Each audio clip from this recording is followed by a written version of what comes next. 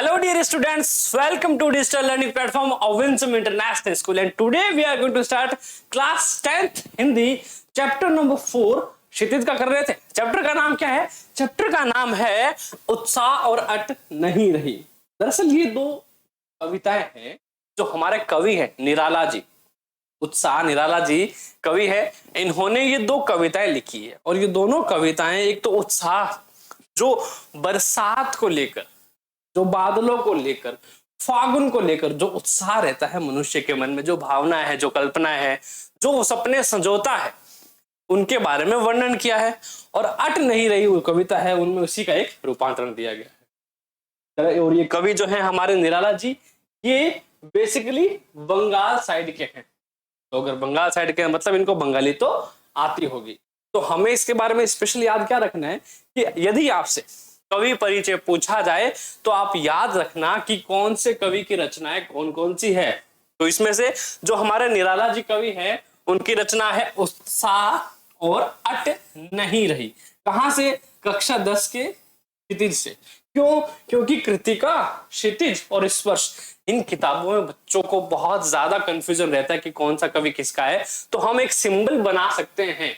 क्या कर सकते हैं? हम एक सिंपल सा सिंबल बना सकते हैं जिससे हम उस पोइट को और उसकी पोएम को दोनों को याद रख सके एक के साथ। यानी अगर एक का नाम याद आ रहा है तो हमें उसकी पोएम और जो कविता है, जो कवित है या फिर देव सवैया जो भी लिखा है वो याद रख सके। सो पाठ की स्टार्टिंग करेंगे हम कवि परिचय से, क्योंकि सिर्फ बंगाल का होना काफी नहीं है। देखो, सूर्यकांत त्रिपाठी इनका पूरा नाम है, सूर्यकांत त्रिपाठी निराला। इसलिए मैंने इनको क्या कहा? निराला कवि या फिर उत्साह कवि भी आप इसको कह सकते हो। उनका जन्म 1899 ईस्वी में बंगाल के महिषादल में हुआ। इन्होंने अपनी शिक्षा की प्राप्ति घर पर ही की। उन्होंने संस्कृत, बंगला, अंग्रेजी आदि भाषाओं का अध्ययन घर पर ही किया था। दो प्रकार के कवि की हम परिचय अक्सर किताब में पढ़ते हैं हिंदी में। दो तरह के कवि, जो कवि यूपी साइड के होते हैं या फिर जो कवि बंगाल और इस साइड के होते हैं, है ना।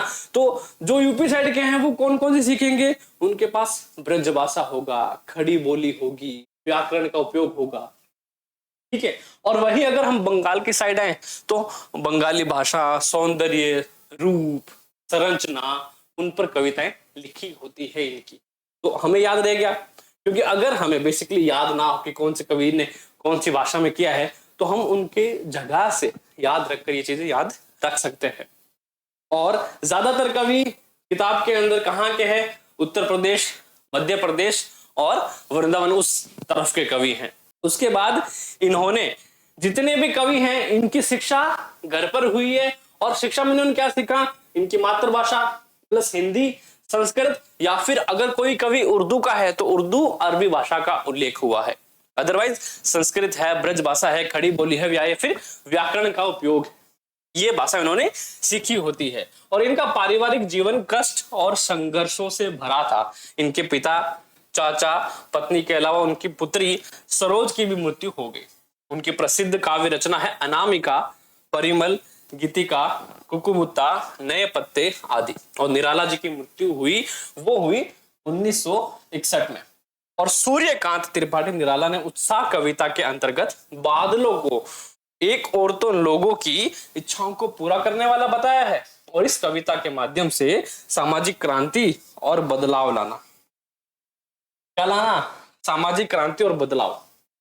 कैसे? देखो, बादल के आने से जो भी जीवन है उनमें नया उत्साह बढ़ जाता है। क्यों? क्योंकि बादल अर्थात बरसात, बरसात अर्थात पानी, जिस पर पूरा जीवन जो है, जीवन संरचना है, जो जीवन काल है वो दिन भर रहता है। चाहे किसानों की बात ले लो, चाहे आम आदमी की, चाहे पशु जीवन या फिर जो भी इस ब्रह्मांड में है, वो सभी पानी पर तो निर्भर है। अगर पानी मिल रहा है इट मीन्स कि जो उस एरिया है या फिर जगह है या फिर मानव जगत है उसमें क्या हो रही है? उसमें क्रांति हो रही है। क्या हो रही है? क्रांति हो रही है। तो क्रांति क्या कर रहे हैं? बादल कर रहे हैं। और इसीलिए ये आहान गीत है। अब आहान का मतलब क्या होता है? आहान मतलब कि किसी को बुलाना, है ना, न्योता देना एक तरह से। और यही इसी से मिलता जुलता शब्द है आहुति देना। है ना, मतलब एक तो झोंक देना और एक आहान करना, बुलाना। आहुति कब देते हैं? जब हम यज्ञ या फिर हवन करते हैं, तो हमारे पास कुछ औषधियां या फिर कुछ होता है, मसाले वगैरह जो जड़ी बूटी किससे बन के होते हैं, उसमें हम क्या देते हैं? आहुति देते हैं, यज्ञ और हवन वगैरह में। और ये है आहान, अर्थात पुकारना, बुलाना, न्योता देना, है ना, प्रेम पूर्वक, प्रेम भाव से। इसमें निराला ने फागुन के सौंदर्य और उल्लास को बताया है। कवि बादलों को कहते हैं कि ए लोगों के मन को सुख से भर देने वाले बादलों, आकाश को घेर कर खूब गरजो, तुम्हारे काले बाल सुंदर घुंघराले हैं, ये कल्पना के विस्तार से सम्मान करें। निराला बादलों को कवि के रूप में समझाते हुए कहते हैं कि तुम्हारे हृदय में बिजली की चमक है। बेशक है, बिजली चमकती है। वर्षा दुखी और प्यासे लोगों की इच्छा जो है वो पूरी करते हैं। उसी प्रकार कवि भी संसार को नया जीवन देने वाले हैं। जिस प्रकार बादलों में वज्र छिपा है, इसी तरह कवि भी अपनी नवी कविता के भावनाओं में वज्र छिपाकर नवीन सृष्टि, नया संसार जो है उसका निर्माण करते हैं और पूरे संसार को जोश से भर देते हैं। मतलब मोटिवेशनल पोएम है इनकी, करेक्ट। तो पहला, बादल गरजो घेर घेर घोर गगन धराधर, ओ ललित ललित काले घुंघराले बाल कल्पना कैसे पाले, विद्युत छवि उर में कवि नवजीवन वाले, वज्र छिपा नूतन कविता फिर भर दो बादल गरजो। अब दूसरी बात आती है व्याख्या। ऐसे कविता जिनके रूपांतरण या फिर शब्दार्थ हमें पता नहीं होते, तो उसमें थोड़ा डिफिकल्ट होता है। अब इस वाले पद में थोड़ा सा भी हमें ऐसा नहीं है कि हम इसकी व्याख्या नहीं कर सकते। बादल गरजो घेर घेर घोर गगन धराधर हो, ललित ललित काले घुंघराले बाल कल्पना कैसे पाले, विद्युत छवि उर्मे कवि नवजीवन वाले, वज्र छिपा नूतन कविता फिर भर दो बादल गरजो। कोई भी लिख लेगा। हमें इंपोर्टेंट क्या रखना है? सॉरी, बट हमें इंपोर्टेंट रखना है हमारा प्रसंग। क्या कहता है कि प्रस्तुत पंक्तियां हमारी हिंदी पाठ्य पुस्तक क्षितिज कविता उत्साह से ली गई है।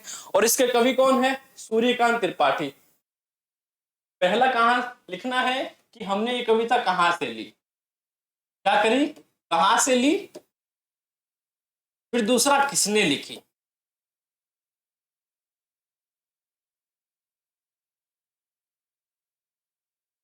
और कवि ने यहां किसका वर्णन किया है? तो किसका वर्णन किया है? अगर अच्छी तरह पता है तो इसमें फागुन का वर्णन किया है। किसका वर्णन किया है? फागुन का। अगर नहीं पता तो वर्षा का वर्णन किया है। फिर भी नहीं पता तो बादलों का वर्णन किया है। अगर फिर भी नहीं पता तो प्रकृति का वर्णन किया है। ये जो पॉइंट्स आपके गलत नहीं माने जाएंगे, क्योंकि बादल किससे जुड़ा है? प्रकृति से जुड़ा है। प्रकृति यानी बरसात, हरा भरा सब जीवन। कवि ने प्रकृति का सुंदर वर्णन किया है। प्रस्तुत पंक्तियों में कवि ने बारिश होने से पहले आकाश में दिखने वाले काले बादलों के गरजने और आकाश में बिजली चमकने का अद्भुत वर्णन किया है। बादल गरजने का, बिजली कड़कने का, इनका वर्णन किया है। तो हमारे पास प्रसंग लिखने के लिए बहुत सारे पॉइंट्स है। और ध्यान रखना, व्याख्या से ज्यादा इंपोर्टेंट जो होगा हमारे लिए प्रसंग होगा, क्योंकि यदि आप प्रसंग का कॉन्सेप्ट छोड़ देते हो तो आपके नंबर काटे जाएंगे। व्याख्या। कवि कहते हैं कि बादल धरती के सभी प्राणियों का नया जीवन प्रदान करते हैं और यह हमारे अंदर सोए हुए साहस को भी जगा देता है। बिल्कुल जगाता है। बादल गरजे, बाहर नहीं गए तो फिर क्या मजा? बरसात में नहाने का मजा है, बादल की गर्जन सुनने का मजा है। काले बादल अगर दिख जाए तो फोटो तो हम पहले लेते हैं, उत्साह बढ़ जाता है। बादल सिंबल जो स्टार्टिंग से रहा है मनुष्य का, ह्यूमन का, वो एक तरह से नवजीवन का ही सिंबल रहा है कि जब भी उसको देखेंगे हमारे मन में उत्साह उमड़ता है, चाहे वो किसी कारणवश ना हो, हमारे पास कोई रीजन ना हो, ये बिना कारण की खुशी है। और ऐसी खुशी में मनुष्य को शामिल हो जाना चाहिए, क्योंकि छोटी छोटी खुशियां से जीवन जो है वो और खुशमिजाज हो जाता है और ये हमारे अंदर के सोए हुए सांस को जगा देते हैं। आगे कवि बादल से कह रहे हैं, क्या कर रहे? आह्वान कर रहे हैं, बादल, हे काले रंग के सुंदर घुंघराले बादल, तुम पूरे आकाश में फैल कर उसे घेर लो, खूब गरजो। कवि ने यहां बादल की तुलना एक बच्चे से की है। और अगर हम थोड़ा और ध्यान से देखें तो किसकी बात कर रहे हैं? सुंदर घुंघराले बाल की। बादल घुंघराले किसके हैं? कौन प्रसिद्ध है? श्री कृष्ण प्रसिद्ध। कौन प्रसिद्ध है? श्री कृष्ण सुंदर काले घुंघराले बाल के लिए अत्यंत प्रसिद्ध है। उनका जो रूप है वो मोह लेने वाला है। तो यदि आप बच्चा लिखे तो बेहतर, कृष्ण लिखे तो और बेहतर। जो गोल मटोल होता है और जिसके सिर पर घुंघराले एवं काले बाल होते हैं, क्यूट सा बेबी फेस, घुंघराले बाल है, बहुत क्यूट लगता है। की बात कर रहे हैं बादल की। अब यहां क्या कर रहे हैं? ये अलंकार का यूज कर रहे हैं, रूपक अलंकार का। किसका वर्णन? सर रूप सौंदर्य का वर्णन कर रहे हैं। क्या कर रहे हैं? रूप सौंदर्य का वर्णन कर रहे हैं। तो जहां रूप सौंदर्य का वर्णन हो वहां रूपक अलंकार होगा। क्या होगा? रूपक अलंकार। तो इतना डीप में आपसे ग्रामर नहीं पूछा जाएगा, बट हाँ जहां पूछा जाए वहां हमें मौका नहीं छोड़ना है, संपूर्ण तरह से लिख देना है। और वही हमारा क्या होगा? प्लस पॉइंट होगा मेरिट में आने का। जो कवि को बहुत प्यारे सुंदर लगते हैं, आगे कवि बादल की गर्जन में क्रांति का संदेश सुनाते हुए कहते हैं कि हे बादल, तुम अपनी चमकती बिजली के प्रकाश से हमारे अंदर पुरुषार्थ भर दो, पावर भर दो, ताकत भर दो, एक नया उत्साह, जो एक मोटिवेशन आता है, बस फिर हम पढ़ते रहें और टॉप करें। इस तरह हमारे भीतर एक नए जीवन का संचार करो। बादल में वर्षा की सहायता से धरती पर नया जीवन उत्पन्न करने की शक्ति होती है, बिल्कुल होती है, पर बादल की गर्जना का भी प्रभाव पड़ता है। अब शायद आपने सुना नहीं सुना होगा कि कुछ प्रकार के जो फूल या फिर पुष्प होते हैं, एक ही बात है, पुष्प कह लो, फूल कह लो, और क्या कहते हैं, ये दो ही पता है अभी तो, है ना। तो कुछ पुष्प जो हैं, कुछ फूल जो हैं, वो क्या करते हैं? वो बादल की गर्जना, यानी ऐसे मौसम में ही पहले तो उगते हैं, फिर खिलते कब है? वो बादल की गर्जना सुनते हैं, अर्थात वो नहीं खिलते। तो कुछ जो प्रकृति है वो किस पर निर्भर करती है? वो बादलों की गर्जन पर निर्भर करती है। बहुत रेयर किस्म के ये फूल होते हैं, ये फ्लावर होते हैं जो बादल की गर्जना से ही खिलते हैं। बादल में वर्षा की सहायता से धरती पर नया जीवन उत्पन्न करने की शक्ति होती है, और इसलिए कवि बादल को एक कवि की संज्ञा देते हुए उसे एक नई कविता की रचना करने वाले या फिर करने को कहते हैं। नया जीवन, नई कविता, नया उत्साह और पूरा जोश से भर देने वाला वातावरण। अगला देखिए, विकल विकल जनमन थे अनमन, विश्व के निदान के सकल जन आए, ज्ञात दिशा से अनंत के गण, तप्त धरा जल से फिर शीतल कर दो बादल तुम गरजो। प्रस्तुत पंक्तियां हमारी हिंदी की पाठ्य पुस्तक क्षितिज कविता उत्साह से ली गई है। इसके कवि सूर्यकांत त्रिपाठी निराला जी हैं। इसमें कवि बादल रूपी क्रांति के माध्यम से कहते हैं कि बादल हमारे सोए हुए साहस को जगाकर हमें नया जीवन प्रदान करेंगे, बिल्कुल करेंगे। ये 100% फैक्ट है। कभी भी मन ऐसा लगे, अगर बाहर बादल है, गरज रहे, जाके बैठो 10 मिनट, सुकून, शांति और एक नए जीवन का जो प्रवाह होता है, एक नई एनर्जी जो है, वो हमें बेशक फील होती है। तो कौन कह रहे हैं? कवि जी कह रहे हैं। कौन कवि है? निराला जी। अब इन्होंने खुद ने ये महसूस किया है, अब ये चाहते कि पूरा संसार ये क्या करे, ये एक बार महसूस करके देखे। कहने को ये आम सी बात है, बट यदि हमें ये मैसेज, हमें ये संदेश जो है अगर समझ में आ जाए तो यह हमारे लिए बहुत बड़ी बात है, क्योंकि संसार जो जीवन है वो मुश्किलों से भरा है, और इसी मुश्किलों में हमें क्या करना है? इन कठिनाइयों को पार करना है। भावार्थ है, कवि बादलों को क्रांति का प्रतीक मानते हुए यह कल्पना कर रहे हैं कि वह हमारे सोए हुए पुरुषार्थ को फिर से जगाकर एक नया जीवन क्या करेगा? प्रदान करेगा, और हमें जीने की नई आशा देगा, नई आशा, नया उत्साह, नई उमंग। इसीलिए, शायद इसीलिए कवि ने ये जो पोयम है, कविता है किसके बारे में? संपूर्ण है तो बादल के बारे में, पर इन्होंने कहीं भी कविता का जो टाइटल है वो बादल नहीं दिया, इन्होंने क्या दिया है? उत्साह दिया। क्या दिया है? उत्साह दिया है। ये होता है कवि का मन। जिस प्रकार हमारा मन जो है यहाँ बैठे बैठे कहीं भी पहुंच जाता है संसार के किसी भी कोने में चंद कुछ सेकंडों में, और सेम उसी प्रकार जो कवि हैं कोई संसार के जो ये जितने भी मीनिंग है, जितने भी भाव है, जितना भी प्रेम, उत्साह, जोश, उमंग, क्रांति, इनके शब्दों को बड़ी ही सुंदरता से व्यक्त करते हैं। और इसीलिए इन्होंने इस कविता का नाम बादल या फिर बरसात से जुड़ा हुआ ना देकर उत्साह दिया है, क्योंकि उनको बेहतर तरीके से पता है कि इस कविता का जो असर है वो मनुष्य पर क्या पड़ने वाला। कवि इन पंक्तियों में कहते हैं कि भीषण गर्मी के कारण दुनिया में सभी लोग तड़प रहे हैं और तपती गर्मी से राहत पाने के लिए छांव या ठंडक की तलाश कर रहे हैं, और अगर वहीं बरसात हो जाए या फिर बादल तुम आ जाओ तो हमें क्या मिल जाए? सुकून मिल जाए। कि गर्मी में घने घने काले बादल, एक ठंडा मौसम और एक अलग ही प्रकार का सुकून जिसको शायद मैं बयान ना कर सकूं, बट हाँ इसको महसूस किया जा सकता है उसी जगह पर रहकर जब ये कंडीशंस एक्चुअल में हो रही हो।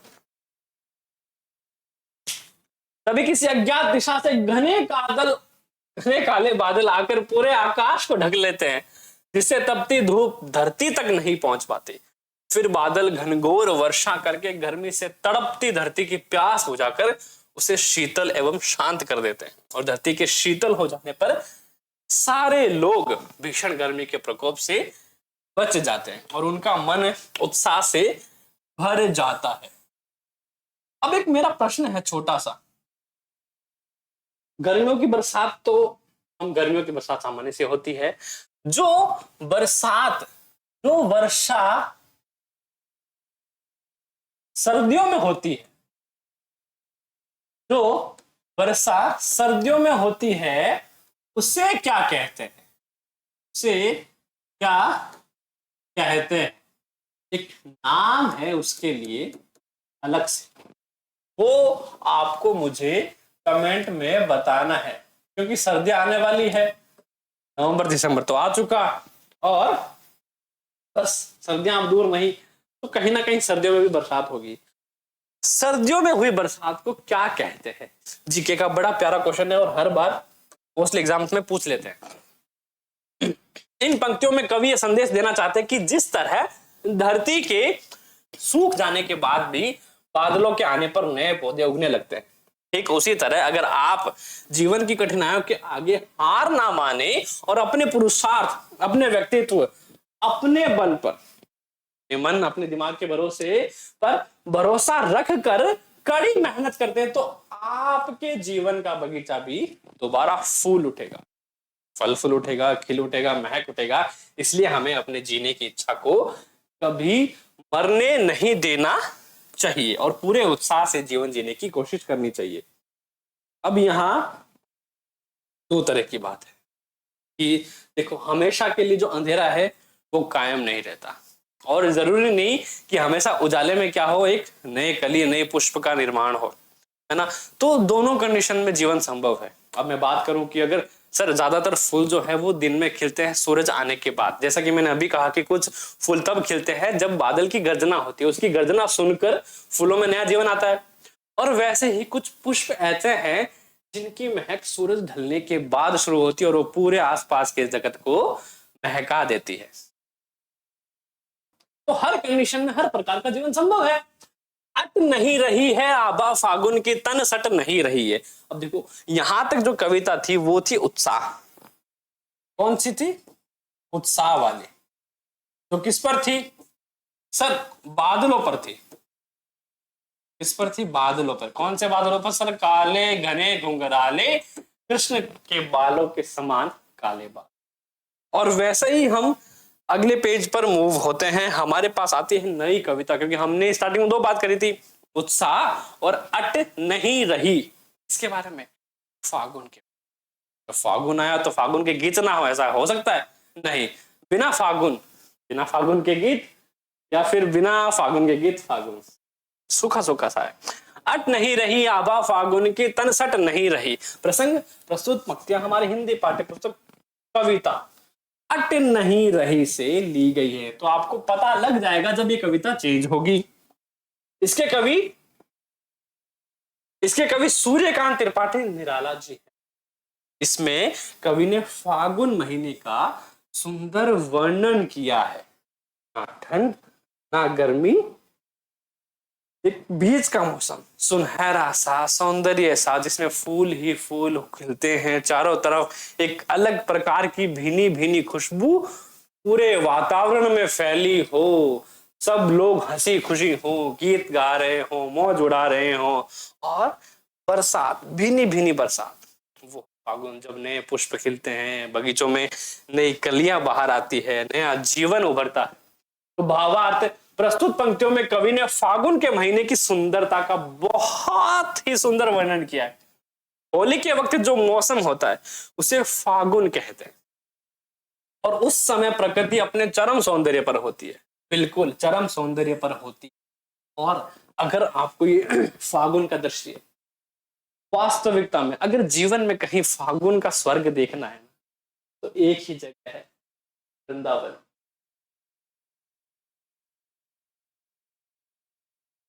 क्योंकि अनंत विश्व में फागुन जो है वो प्रसिद्ध है कान्हा जी का, कृष्ण भगवान का। इनकी होली तो प्रसिद्ध है। पूरे संसार भर से जो लोग हैं वो होली के समय, फागुन के समय वृंदावन ब्रज में प्रवेश करते हैं, सिर्फ किस लिए? होली बनाने के लिए। और जब आप वहां देखने जाओगे तो वहां मनमोहक सौंदर्य, जो आपका जो जीवन भर की खुशी है, और आपको यूं लगेगा बस अब मैंने वास्तविकता में स्वर्ग देख लिया है, स्वर्ग को महसूस कर लिया है। और मस्ती से इठलाती फागुन के समय पेड़ हरियाली से भर जाते हैं और उन पर रंग बिरंगे सुगंधित फूल उग जाते हैं। और इसी कारण जब हवा चलती है तो फूलों की नशीली खुशबू उसमें घुल जाती है, और इस हवा में सारे लोगों पर भी मस्ती छा जाती है। वे काबू में नहीं कर पाते और मस्ती में झूमने लगते हैं। ये वास्तविकता है। फागुन के महीने में, खासकर जब होली के पास का समय हो, और होली से 5-10 दिन पहले और होली के 2-3 दिन बाद तक का जो कंटिन्यूस समय होता है, वहां उस वक्त में लोगों का अपने आप पर काबू, यही मस्ती, माहौल, खुशी, मजाक, ये चारों तरफ वातावरण में घुल जाते हैं। और जब फागुन आता है, फागुन मना रहे हैं, तो बिना फागुन के गीत, कहीं सांस लेते हो घर भर देते हो, उड़ने को नभ में तुम पर कर देते हो, पर कर देते हो, आंख हटाता हूं तो हट नहीं रही। ये कैसी है छटा जो हट नहीं रही? क्या बात है। प्रसंग देखिए, प्रस्तुत पंक्तियां हमारी हिंदी पाठ्य पुस्तक क्षितिज कविता अट नहीं रही से ली गई है, और इसके कवि जो है वो सूर्यकांत त्रिपाठी जी निराला। और इसमें कवि ने फागुन के महीने के हरे भरे वातावरण में आनंदित लोगों, पक्षियों का वर्णन किया है। पक्षी, मनुष्य, जीव जंतु, प्रकृति, पुष्प, पेड़ पौधे, सब जो है अपनी खुशी जो है अपनी व्यक्त करते हैं। इन पंक्तियों में कवि कहते हैं कि घर घर में उगे हुए पेड़ों पर रंग बिरंगे फूल खिले हुए हैं। उन फूलों की खुशबू हवा में यूं बह रही है मानो फागुन खुद सांस लेने या फिर ले रहा हो। इस तरह फागुन का महीना पूरे वातावरण को क्या कर देता है? आनंद से, जोश से, खुशी से, उत्साह से भर देता, पागल कर देने वाला। और इसी आनंद में झूमते हुए पक्षी आकाश में अपने पंख फैलाकर उड़ने लगते हैं। और यह मनोरम दृश्य और मस्ती से भरी हवाएं हमारे अंदर भी हलचल पैदा कर देती है। और देखो, यहां तक कबीर जी जो है, कबीर जी ने एक ईश्वर प्रेम का व्याख्यान किया है। ईश्वर प्रेम का व्याख्यान किया कि कैसा है वो पागल कर देने वाला। मनुष्य क्या करता है? मनुष्य यदि ईश्वर प्रेम में पड़ जाए तो वो ना तो इधर का रहता है ना उधर का रहता है, पागल हो जाता है ईश्वर प्रेम में। तो फागुन जो है ये हमें बिल्कुल वैसी ही अनुभूति, वैसी ही जो फीलिंग है वो देता है कि मानो हमें क्या हो गया, हमें बिल्कुल मोहब्बत, प्रेम हो गई हो ईश्वर, इस प्रकृति से पागलपन हो गया हो। इस तरह का एहसास जो है हमें वो हमें महसूस करवाता है। ये मौसम ही कुछ ऐसा है, यह दृश्य हमें इतना अच्छा लगता है कि हम अपनी आंख इससे हटा ही नहीं पाते। और इस तरह फागुन के मस्त महीने में हमें भी मस्ती से गाने और पर्व मनाने का मन हो। अब इसकी व्याख्या तो मैं क्या ही करूं, क्योंकि ये चीजें हैं तो मैं करना ज्यादा आसान होगा, क्योंकि एक्सप्लेन करना इट्स क्वाइट अ हार्ड, थोड़ा सा मुश्किल हो सकता है। बट हाँ, अगर आप चाहो महसूस करो शब्दों को, मेरे जिस प्रकार से मैं आपको व्यक्त करने की कोशिश कर रहा हूं। करेक्ट। पत्तों से लदी डाल कहीं हरी कहीं लाल, क्या बात है। पत्तों से लदी डाल कहीं हरी कहीं लाल, कहीं पड़ी है उर्मे मंद मंद पुष्पमाल। पाट पाट शोभा श्री पट नहीं रही, ये कैसी आबा है जो अट नहीं रही। प्रसंग देखिए, प्रस्तुत पंक्तियां हमारी हिंदी की पाठ्य पुस्तक क्षितिज कविता अट नहीं रही से ली गई हैं। इसके कवि हैं सूर्यकांत त्रिपाठी निराला। फागुन महीने में आए बदलाव से लोग, पक्षी और सभी खुशी में झूम रहे हैं, उसका वो वर्णन कर रहे हैं। तो कवि के अनुसार फागुन मास में प्रकृति में इतनी सुंदरता नजर आती है कि उस पर से नजर हटाने को मन ही नहीं करता। और पेड़ों पर हरे एवं लाल पत्ते दिखाई दे रहे हैं। और अगर हम नोटिस करना शुरू करें, हमारे घर से निकलते ही कुछ दूर चलते ही, तो जब हम एक्चुअल में देखते हैं, फील करने की कोशिश करो, जब आप एक्चुअल में नोटिस करना स्टार्ट करोगे पेड़ों को, जो एनवायरनमेंट में जो नई खुशबू आपके आसपास महक रही है, जो पुष्प है, जो फूल है, बच्चे चल रहे हैं, लोग सड़कों पे चल रहे हैं, उसको अगर आप वास्तविक साथ, क्योंकि हम क्या करते हैं, सुबह उठे, तैयार हुए, स्कूल आ गए, घर गए, होमवर्क किया, खेल लिया, घर गए, कभी हमने एक रियल इस एग्जिस्टेंस को, इस उपस्थिति को समझने की कोशिश ही नहीं करते।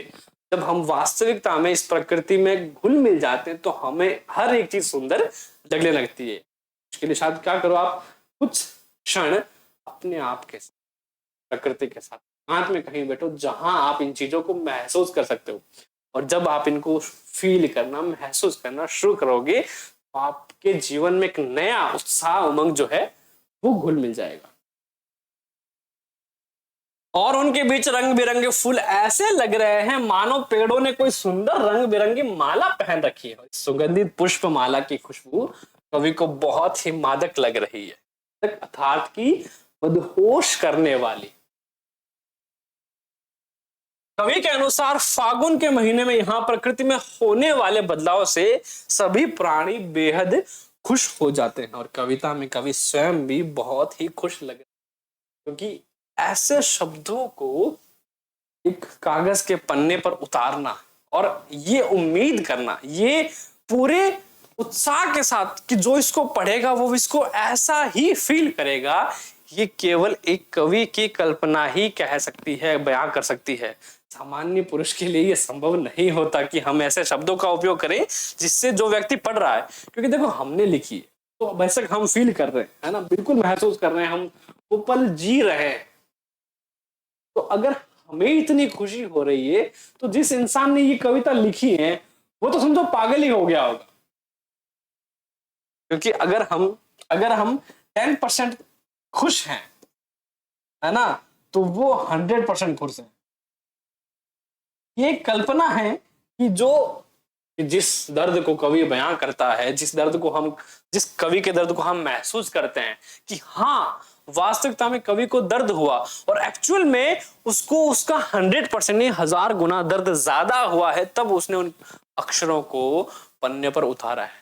तो जब खुशी की बात आए तो बात बिल्कुल वैसी कि अगर हम खुश हैं तो सोचो कि जिस इंसान ने इन सब चीजों को महसूस किया, कागज के पन्नों पर उतारा ताकि हमें फील हो, तो उसे कितनी खुशी हुई होगी, बहुत ज्यादा। आज का चैप्टर हमारा होता है यही फिनिश। नेक्स्ट सेशन में हम इस कंप्लीट चैप्टर के क्वेश्चन एंड आंसर कर लेंगे, ताकि आपने अगर चैप्टर में कहीं एरर या फिर कहीं उसको छोड़ दिया है तो प्रश्न उत्तर के जरिए आपका जो चैप्टर है कंप्लीट हो जाए। हाँ, जाना नहीं, अभी जाना नहीं। अभी एक मेरा छोटा सा काम जो आपको करना है, क्या करना है आपको, सबसे पहले आपको हमारे चैनल विंसम डिजिटल लर्निंग को सब्सक्राइब कर लेना। सर पूछेंगे क्यों?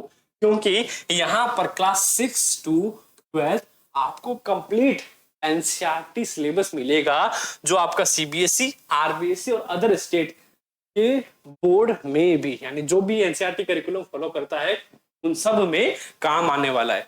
यहाँ कोई भी चैप्टर आपको मिसिंग नहीं मिलेगा। कंप्लीट चैप्टर की बात कर रहा हूं मैं, ऐसे नहीं कि एक चैप्टर करवा दिया, एक मिसिंग फिर करवा दिया, नहीं। और ये 100% फ्री है। क्यों? क्योंकि हमारा लक्ष्य है कि हर घर शिक्षा, वो भी मुफ्त में।